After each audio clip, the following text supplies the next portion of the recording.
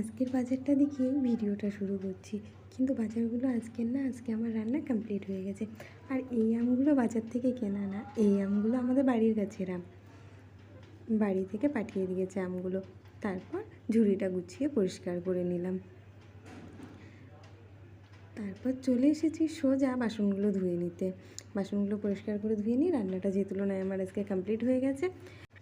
নমস্কার, কেমন আছেন সবাই? আশা করছি সকলে খুব ভালো আছেন। আপনাদের ভালোবাসা ও ভগবানের কৃপায় আমিও ভালো আছি।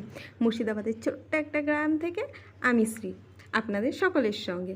তো আমার ভিডিওটা কেমন লাগছে সেটা কিন্তু কমেন্টের মাধ্যমে জানাবেন। আর আপনারা কোথা থেকে আমার ভিডিওটা দেখছেন সেটাও কিন্তু কমেন্টের মাধ্যমে জানাবেন। তো রান্না হয়ে গেছে, রান্নাঘরটা এবার পরিষ্কার করে নিই।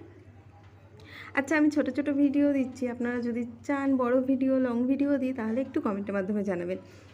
তারপর রান্নাঘরটা পরিষ্কার করে মুছে নিলাম।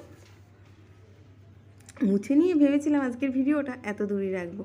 তারপর বিকেলের যা সুন্দর একটা পরিবেশ পেলাম, এই ভিডিওটা না বানিয়ে আমি পারলাম না। কারণ এই গরমের ভেতরে এই ওয়েদারটা যা শান্তি দেয় কি বলবো। তো আপনাদের কেমন লাগলো?